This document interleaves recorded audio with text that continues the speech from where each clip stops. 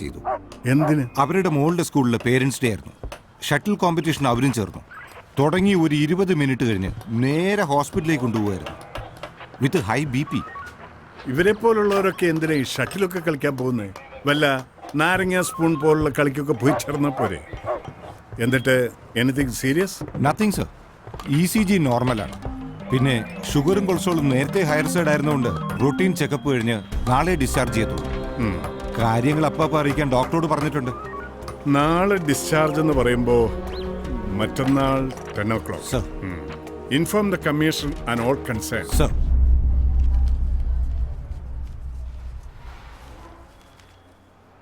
ഏതായാലും ഓഫീസിൽ എല്ലാരും കൂടി തനിക്കൊരു പേരിട്ടിട്ടുണ്ട്, സാനിയ മിർസ. എല്ലാരും കൂടി എന്ന് പറയുമ്പോ ഇട്ടത് ഒരാളായിരിക്കുമല്ലോ. അല്ലേലും സാനിയ ടെന്നീസ് കളിക്കാരിയല്ലേ, ഇതിപ്പോ ഷട്ടിലല്ലേ? വിവരമില്ലാത്തൊരു പേരിട്ടാ അതുപോലെ ഇരിക്കും സാറേ. ഇവിടെ എല്ലാം എഴുതി വെച്ചിട്ടുണ്ട്. ഭക്ഷണത്തിന് മുമ്പ് കഴിക്കേണ്ടതുണ്ട്. ഇതുകൊണ്ടൊന്നും ഒരു കാര്യമില്ല സാറേ. ജീവിതാവസാനം വരെ കഴിച്ചോണ്ടിരിക്കാൻ നല്ലതേ ഹോമിയോ ചെയ്യ്. നല്ല ബെസ്റ്റ് ഒരാളെ ഞാൻ തരാം, ഡോക്ടർ പാർത്ഥസാരഥി. BP മാത്രല്ല, കൊളസ്ട്രോളും ഷുഗറൊക്കെ അങ്ങോട്ട് കൊടുത്താൽ മതി. എന്റെ ഫാദറിനെ ട്രീറ്റ് ചെയ്ത് പുള്ളിയാ. ഫാദറോ? മരിച്ചുപോയി. ശ്രീയേട്ടന്റെ മാറിയത് പക്ഷേ ആയുർവേദം കൊണ്ട്. ഡോക്ടർ വരുമ്പോഴേ ഷട്ടിൽ കളിച്ചതിന്റെ ആണോന്ന് ചോദിക്കണം. ചിലർക്ക് ഡൈ ചെയ്തതിന്റെ റിയാക്ഷൻ ആയിട്ട് ഇങ്ങനെ വരാറുണ്ട്. ആ ലൈസൻസ് സബ്മിറ്റ് ചെയ്യണം. ഞാനിന്ന് കൊണ്ടുപോയി കൊടുക്കട്ടെ. രാത്രിയിൽ ഇപ്പൊ ഞാൻ വന്ന് കിടക്കണമെന്നുണ്ടെ ഭക്ഷണമൊക്കെ ക്യാൻറ്റീനിൽ നിന്ന് കൊണ്ടുതരും. കഞ്ഞി മതിട്ടോ. വേണമെന്നില്ല, നാളെ വന്നാ മതി. അമ്മയോട് തൽക്കാലം പറയണ്ട. ഞാനിപ്പോ എന്നാ ഞങ്ങൾ ഇറങ്ങാം. വീട്ടിലെത്തിയിട്ട് വിളിക്കാം.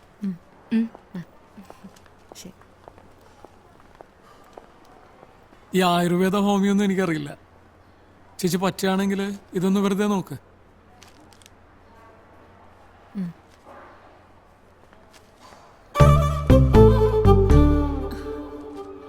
എന്താവശ്യമുണ്ടെങ്കിലും വിളിക്കാൻ മടിക്കരുത് കേട്ടോ.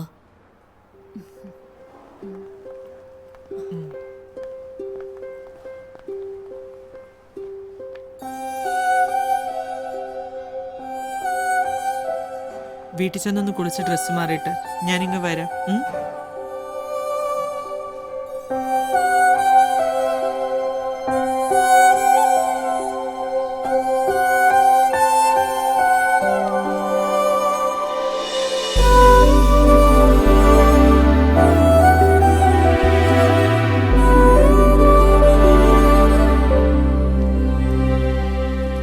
ഇതുവരെ നിങ്ങൾ കേട്ടത് തണ്ടുതുരപ്പൻ പുഴുവിന്റെ ആക്രമണവും പ്രതിരോധവും എന്ന വിഷയത്തെക്കുറിച്ച് തൃശൂർ കാർഷിക സർവകലാശാല പ്രൊഫസർ ശ്രീ ശ്രീജൻ കൊണ്ടോട്ടി നടത്തിയ പ്രഭാഷണം.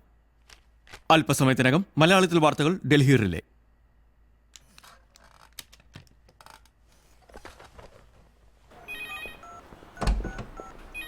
രവി, വൈഫിൽ നിന്ന് ഡിസ്ചാർജാ. ഞാൻ ഒന്ന് വീട്ടിലാക്കിട്ട് വരാം.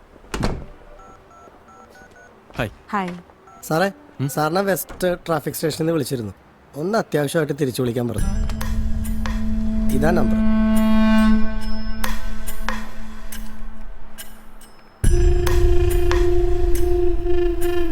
ഹലോ സാർ, ഞാൻ രാജീവ് നാരായണൻ.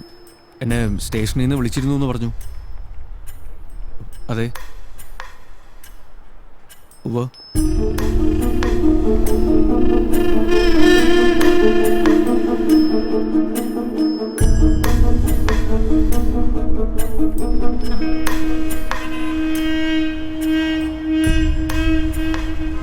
ഇതെന്താ, വീട്ടിലേക്കല്ലേ?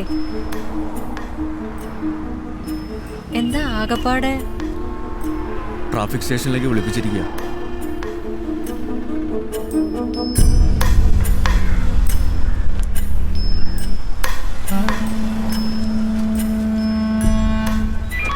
ലൊക്കേഷൻ എവിടെയാ? ബൈപ്പാസ് റൂട്ട് ക്ലിയർ അല്ലെന്നൊരു മെസ്സേജ് ഉണ്ട്, ഒന്ന് ചെക്ക് ചെയ്യണം. കൃത്യം 7 മണിക്ക് തന്നെ പ്രസിഡന്റിന്റെ വെഹിക്കിൾ പുറപ്പെടും. Over. Edappally bypass. Sir. Sir, ഞാൻ രാജീവ് നാരായണൻ. വരണമെന്ന് പറഞ്ഞിരുന്നു.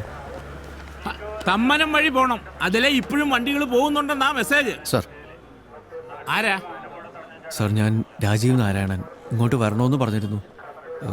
CI വിനോദ് സാറിനെ വിളിച്ചിട്ടുണ്ടാവും. ആ ശിവൻകുട്ടിയുടെ മോന്റെ കേസല്ലേ? അതെ.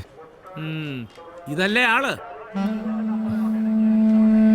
ഇത് നിങ്ങളുടെ ലൈസൻസ് അല്ലേ? അതെ. കാലാവധി കഴിഞ്ഞതാണല്ലോ. എന്ന് വെച്ചാ 3 വർഷം ജയിലിൽ കിടക്കാൻ വകുപ്പുണ്ടെന്ന്. അല്ല, നിങ്ങളെ പറഞ്ഞാ മതി. ഓടിക്കാൻ അറിയാത്തവരുടെ കയ്യിൽ വണ്ടി കൊടുത്തു വിട്ടിട്ട് ആ പയ്യനെ കോമ്പൗണ്ട് ഫ്രാക്ചറാ. പത്രവും ടിവിയും കോടതിയൊക്കെ പുറകെ വരുന്നുണ്ട്. അനുഭവിച്ചല്ല. അല്ല CI സാറ് CI സാറിന് മാറ്റി തരാൻ പറ്റില്ലല്ലോ. Grave RTA ക്രൈമാ. ഇത് അങ്ങനെ ഒന്നും തീരില്ല.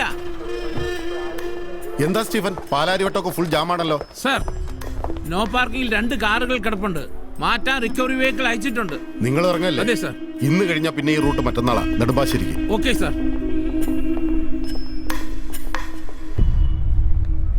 എനിക്കറിയായിരുന്നോ? നിനക്ക് എന്തെങ്കിലും അറിയാവോ?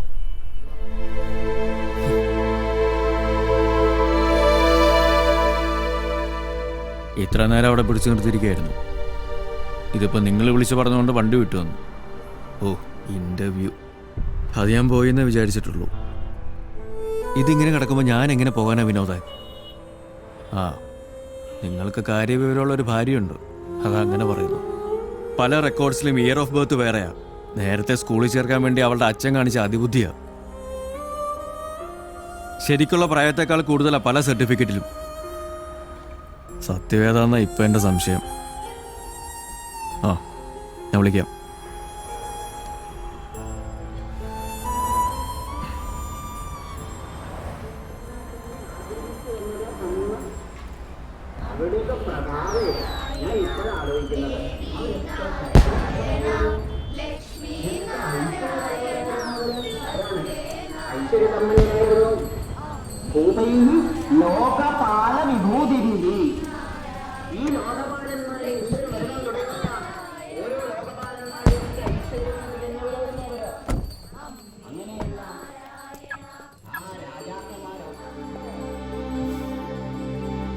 ഞാനുണ്ടാക്കിയ ആക്സിഡന്റിന് നിന്റെ ലൈസൻസ് സബ്മിറ്റ് ചെയ്തതിന് റിവെഞ്ച് ആയിരുന്നോ?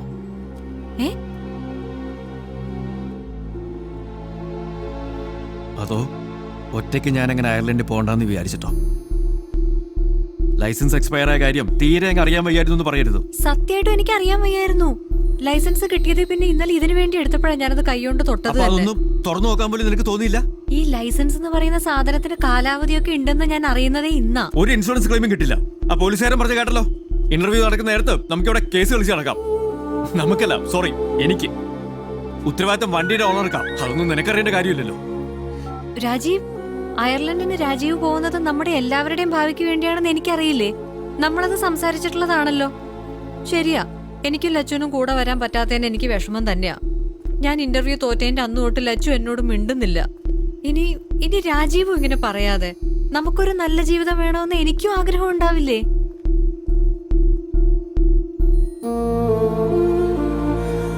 ഉണ്ടാവും. പക്ഷെ നിന്നെ സംബന്ധിച്ച് അത് ഓഫീസിൽ പറയാനുള്ള ഒരു പൊങ്ങച്ച കഥയാ. ഞാൻ നല്ല ജീവിതം എന്ന് പറയുമ്പോ അതിന് വേറൊരർത്ഥം കൂടിയുണ്ട്. ഇപ്പോഴത്തെ എനിക്ക് മടുത്തോന്നു.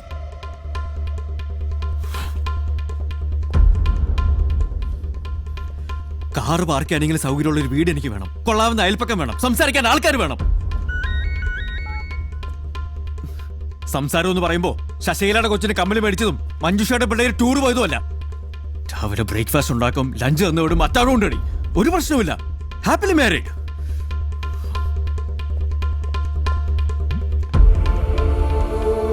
ഫ്രണ്ട്സിന് അസൂയ എന്നോട്. എന്താണെന്നോ, അവരുടെയൊക്കെ ഭാര്യമാർ അവരുടെ ജോലി കയറി ഇടപെടും. അനൗൺസ്മെന്റ് ശരിയായില്ലെങ്കിൽ അത് പറയും. ന്യൂസ് റീഡിംഗിലെ മോഡുലേഷനെ പറ്റി പറയും. പ്രോഗ്രാം തന്നാൽ അത് ഫോൺ ചെയ്ത് പറയും. മഹാശല്യം. ഞാൻ മാത്രം ഇതൊന്നുമില്ലാത്ത ലക്കി ഹസ്ബൻഡ്. രാഷ്ട്രീയം ചർച്ച ചെയ്യേണ്ട, സ്പോർട്സ് വേണ്ട, സാഹിത്യം വേണ്ട, പച്ചക്കറി, ഉള്ളുവില, സ്കൂൾ ഫീസ് അത് മാത്രം കേട്ടാൽ മതി. Very happily married.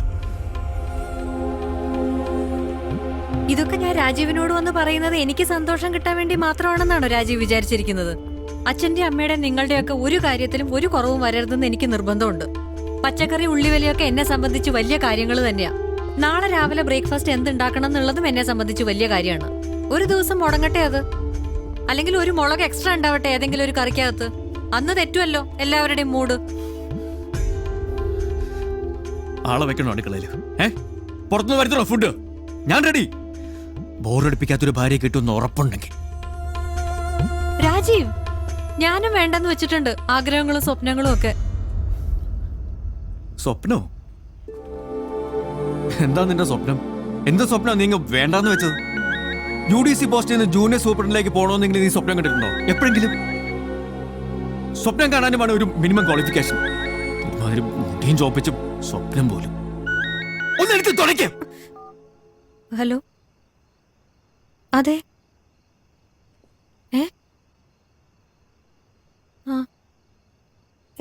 എന്തിനാ? ശരി. IG-യുടെ ഓഫീസിൽ നിന്നാ രാവിലെ 10 മണിക്ക് അവിടെ ഹാജരാവണമെന്ന്. തന്നെത്താനങ്ങ് വെക്കണം. ഞാൻ കൂടെ വരുമെന്ന് വിചാരിക്കണ്ട എങ്ങോട്ടും.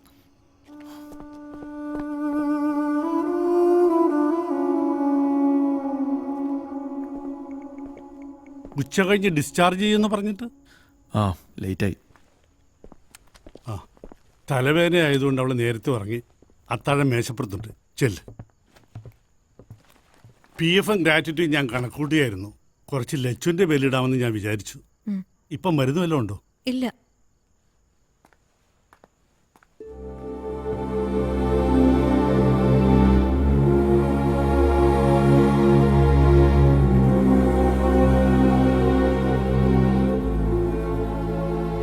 അവരെന്തെങ്കിലുമൊക്കെ ചോദിച്ചാ എന്താ പറയണ്ടേന്ന് പോലും എനിക്കറിയില്ല.